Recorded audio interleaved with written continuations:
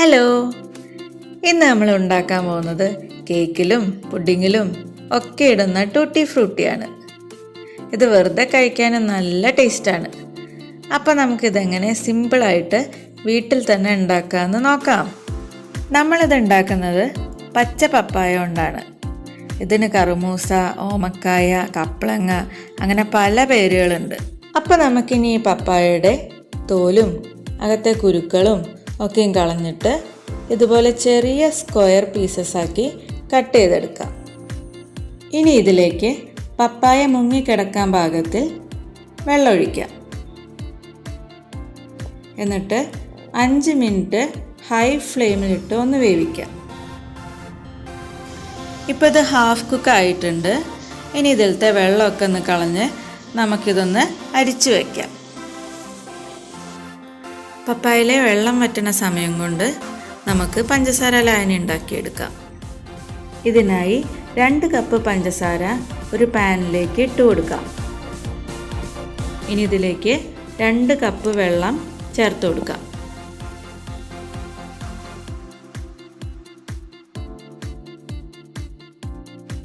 ഇനി ഈ പഞ്ചസാര അലിഞ്ഞു വരുന്നവരെ വെയിറ്റ് ചെയ്യാം.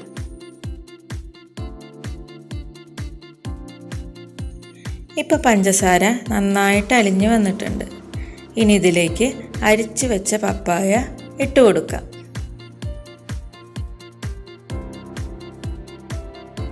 ഇപ്പോൾ ഗ്യാസ് മീഡിയം ഫ്ലെയിമിൽ വേണം വയ്ക്കാൻ. ഇങ്ങനെ 20 മിനിറ്റ് നമുക്ക് ഇതൊന്ന് വേവിച്ചെടുക്കാം. ഇപ്പോൾ ഏകദേശം 20 മിനിറ്റ് ആയിട്ടുണ്ട്. നമുക്ക് ഗ്യാസ് ഓഫ് ചെയ്യാം. ഈ സമയത്ത് വേണമെങ്കിൽ 1/2 ടീസ്പൂൺ വാനില എസൻസ് ചേർത്ത് കൊടുക്കാം. അത് ഓപ്ഷണലാണ്. അങ്ങനെ നമ്മുടെ കളർലെസ് ടൂട്ടി ഫ്രൂട്ടി റെഡി ആയിട്ടുണ്ട്. ഇനി നമുക്ക് ഈ ടൂട്ടി ഫ്രൂട്ടി എങ്ങനെ കളർഫുള്ളാക്കാമെന്ന് നോക്കാം. ഫുഡ് കളർ ഉണ്ടെങ്കിൽ ഡയറക്റ്റായിട്ട് ഈ ടൂട്ടി ഫ്രൂട്ടിക്ക് ഇട്ട് കൊടുത്താൽ മതി. അതില്ലെങ്കിൽ നമുക്ക് നാച്ചുറലായിട്ട് തന്നെ ഈ കളേഴ്സ് ഉണ്ടാക്കിയെടുക്കാം. കുട്ടികൾക്കൊക്കെ കൊടുക്കുമ്പോൾ നാച്ചുറൽ കളേഴ്സ് യൂസ് ചെയ്യണതാണ് നല്ലത്. അതുകൊണ്ട് ഞാനിവിടെ നാച്ചുറൽ കളേഴ്സാണ് ഉണ്ടാക്കുന്നത്. നമ്മളിവിടെ 4 നാച്ചുറൽ കളേഴ്സാണ് ഉണ്ടാക്കുന്നത്: orange, red, yellow and green. ആദ്യം നമുക്ക് ഓറഞ്ച് കളർ എങ്ങനെ ഉണ്ടാക്കാമെന്ന് നോക്കാം. ഒരു ക്യാരറ്റ് എടുക്കുക. എന്നിട്ട് അത് ചെറിയ ചെറിയ കഷ്ണങ്ങളാക്കി ഒരു പാനിലിട്ട് കൊടുക്കുക. എന്നിട്ട് കുറച്ച് വെള്ളം ഒഴിച്ചു കൊടുക്കാം. എന്നിട്ടത് കുറച്ച് വേവാവുന്നവരെ നമുക്കൊന്ന് അടച്ചു വെച്ച് വേവിക്കാം. നന്നായി വെന്ത് വരുമ്പോൾ നമുക്ക് ഗ്യാസ് ഓഫ് ചെയ്യാം. എന്നിട്ട് ഇതൊന്ന് തണുത്തതിന് ശേഷം ഇത് നമുക്ക് മിക്സിയിലിട്ട് നന്നായിട്ടൊന്ന് അരച്ചെടുക്കാം. ഇനി അരച്ച് വെച്ച ക്യാരറ്റിൻ്റെ ജ്യൂസ് നമുക്കൊന്ന് അരിച്ചെടുക്കാം. പിന്നെ ഇത് ഈ പാനിൽ തന്നെ ഇട്ടിട്ട് നമുക്കൊന്ന് നന്നായിട്ട് ഇളക്കി കൊടുക്കാം. ഇങ്ങനെ ചെയ്യുമ്പോൾ അതൊന്നും ഇങ്ങനെ കുറുകി വരും. അപ്പോൾ നമ്മുടെ ഓറഞ്ച് കളർ അങ്ങനെ റെഡി ആയിട്ട് കിട്ടിയിട്ടുണ്ട്. ഇനി ഇതേ രീതിയിൽ തന്നെ നമുക്ക് റെഡ്, യെല്ലോ, ഗ്രീൻ കളേഴ്സ് ഉണ്ടാക്കിയെടുക്കാം. റെഡ് കളർ ഉണ്ടാക്കാൻ വേണ്ടി നമ്മളിവിടെ ബീട്രൂട്ടാണ് എടുത്തിരിക്കുന്നത്. അതുപോലെ തന്നെ യെല്ലോ കളർ ഉണ്ടാക്കാൻ വേണ്ടിയിട്ട് മാംഗോയും എടുക്കാം, അതുപോലെ മഞ്ഞൾപ്പൊടി എടുക്കാം.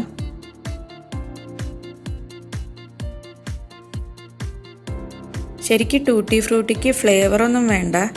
ഞാൻ ഇവിടെ ഒരു ഫ്ലേവർ കിട്ടാൻ വേണ്ടി മാംഗോ എടുത്തു എന്നേ ഉള്ളൂ. വേണമെങ്കിൽ മഞ്ഞൾപ്പൊടി എടുക്കാം. അതുപോലെ ഗ്രീൻ കളർ കിട്ടാൻ വേണ്ടി നമുക്ക് പാലക്ക എടുക്കാം. ഇപ്പോൾ ലോക്ക്ഡൗൺ ആവുകൊണ്ട് പാലക്കൊന്നും കിട്ടാനില്ല. അതുകൊണ്ട് ഇവിടെ വീട്ടിൽ തന്നെ ഉണ്ടായ ഒരു ചീര യൂസ് ചെയ്തിട്ടാണ് ഗ്രീൻ കളർ ഉണ്ടാക്കിയത്. അപ്പോൾ കറക്റ്റ് ഗ്രീൻ ഷെയ്ഡായില്ല, ഒരു ലൈറ്റ് ഗ്രീൻ ഷെയ്ഡായി കിട്ടിയിട്ടുള്ളൂ നമുക്ക്. അങ്ങനെ നമ്മുടെ 4 നാച്ചുറൽ കളേഴ്സും റെഡി ആയിട്ടുണ്ട്.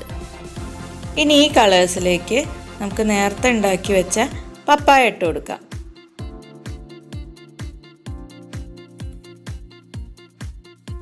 നമുക്കിനിത് 12 മണിക്കൂർ ഫ്രിഡ്ജിൽ വയ്ക്കാം. ഞാനിത് രാത്രിയാണ് ഉണ്ടാക്കിയത്. അങ്ങനെ ചെയ്യുമ്പോൾ നമുക്ക് വെയിറ്റ് ചെയ്യേണ്ട ആവശ്യമില്ല. രാവിലെ ആകുമ്പോഴേക്കും ഇത് റെഡിയായി കിട്ടും. ഇപ്പോൾ ഏകദേശം 12 മണിക്കൂറായി കഴിഞ്ഞിട്ടുണ്ട്. ഇനി നമുക്ക് ഇതിലെ വെള്ളമൊക്കെ ഒന്ന് പോകാൻ വേണ്ടിയിട്ട് നമുക്കൊരു ടിഷ്യൂ പേപ്പറിൽ പരത്തി വയ്ക്കാം. ഇനി ഇത് ഫാനിൻ്റെ അടിയിലോ അല്ലെങ്കിൽ നല്ല വെയിലുണ്ടെങ്കിൽ വെയിലത്ത് വെച്ചോ ഉണക്കിയെടുക്കാം. അങ്ങനെ ഇതിലെ വെള്ളമൊക്കെ വറ്റി കിട്ടിയിട്ടുണ്ട്. ഇനി നമുക്കിതൊന്ന് മിക്സ് ചെയ്യാം.